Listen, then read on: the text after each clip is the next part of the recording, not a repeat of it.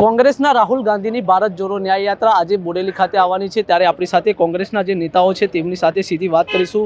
શું કહેશો બેન, કોંગ્રેસના નેતા રાહુલ ગાંધીની આજે ભારત જોડો ન્યાય યાત્રા બોડેલી ખાતે આવી રહી છે?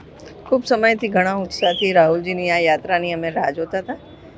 આજે બોડેલી અલીપુરા ચોકડી ખાતે એમના સ્વાગત પોઈન્ટ પર અહીંયા અમે ઊભા છે અને ન્યાય યાત્રામાં જોડાવા માંગીએ છીએ। જે હકની લડાઈ છે, લોકોને ન્યાય અપાવવાની લડાઈ છે, પછી એ સામાજિક ક્ષેત્રે, ઇકોનોમિક ક્ષેત્રે હોય કે રાજકીય ક્ષેત્રે હોય, જેના માટે કોંગ્રેસ પક્ષ હંમેશાથી લોકોને એમના હક અપાવવા માટે વર્ષોથી જે રાજનીતિ કરી રહ્યું છે, આજે ભારતમાં ફરી લોકોના હક માટે ને ન્યાય માટે લડત આપવાની જરૂર છે। એક લડત હતી અમારી અંગ્રેજો સામે, પણ હવે જે અત્યારે દેશની પરિસ્થિતિ છે એમાં બંધારણીય હકો જે લોકોને આપેલા છે, જે ઇન્સ્ટિટ્યુશન્સ છે, જે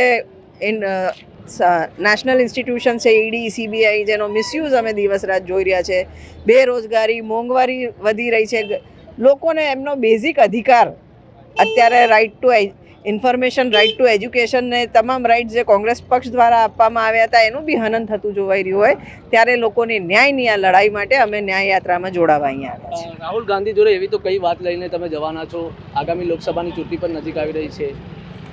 અત્યારે દેશની જે પરિસ્થિતિ છે આપ જોઈ રહ્યા છો, મોંઘવારીથી લોકો હેરાન પરેશાન છે, બેરોજગારી, વાતો મોટી મોટી થઈ હતી કે 2 કરોડ લોકોને નોકરી આપવાની, પણ અત્યારે તમે જોશો તો દિવસે દિવસે બેરોજગારી વધી રહી છે।